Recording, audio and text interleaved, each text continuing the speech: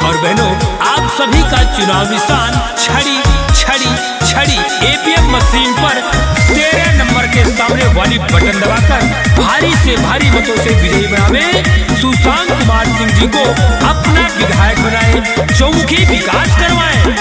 सबका सहारा बातें करे देखे भाल हो, पिछड़ा गरीबवन का रखे ले खियाल हो।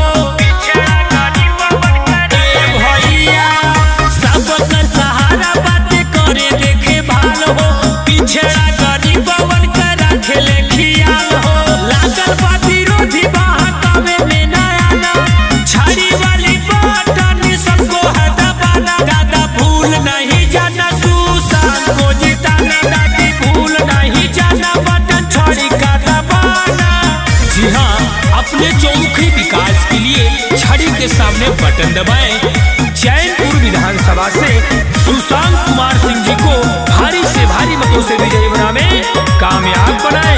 याद रहे, चैनपुर विधानसभा 206 से सुभाषपा प्रत्याशी सुशांत कुमार सिंह जी को अपना बहुमूल्य वोट देकर भारी मतों से विजयी बनावे। याद रहे, 13 नंबर पर छड़ी निशान, छड़ी निशान, छड़ी निशान।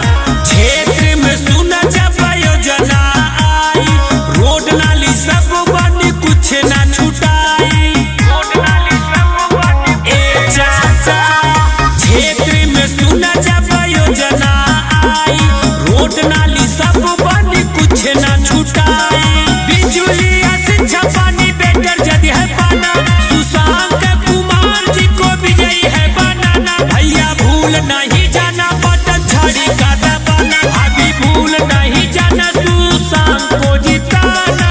जी हाँ मेरे भाइयों और बहनों, नौजवान साथियों, आप सभी का चुनाव निशान छड़ी छड़ी छड़ी छड़ी के सामने वाली बटन दबाकर सुशांत कुमार सिंह जी को चैनपुर विधानसभा से अपना विधायक बनाए। जवन केहू कैले नहीं कई के देखाई है, कौनो परेशानी होई दौड़ल चली आई है।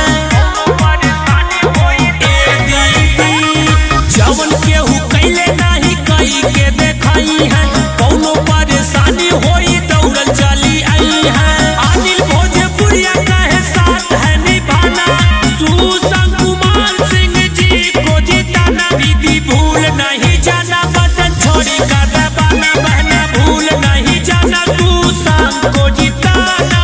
जी हाँ मेरे भाइयों और बहनों, नौजवान साथियों, 206 चैनपुर विधानसभा से सुभाषपा के प्रत्याशी सुशांत कुमार सिंह जी, जिनका चुनाव निशान छड़ी छड़ी छड़ी छाप, छड़ी छाप एबीएम पर 13 नंबर के सामने वाली बटन दबाकर सुशांत कुमार सिंह जी को भारी से भारी मतों से विजयी बनावे, अपने क्षेत्र का विकास करवाए। जी हाँ, सरकारी हर एक योजना का लाभ पाने के लिए, रोजी रोजगार पाने के लिए, दबी हुई आवाज को बुलंद करने के लिए सुशांत कुमार सिंह जी को विधायक बनाए, अपने क्षेत्र का विकास करवाए। कि वोट नहीं कर्ज देना, सूद समेत लौटाऊंगा, चैनपुर विधानसभा को चमकाने के लिए अपना खून पसीना बहाऊंगा, अपना खून पसीना बहाऊंगा। तो याद रहे, छड़ी छाप क्रमशः नंबर 13 के सामने वाली बटन दबाएं और सुशांत कुमार सिंह जी को भारी से भारी मतों से विजयी बनाएं, कामयाब बनाएं। जय सुहेलदेव।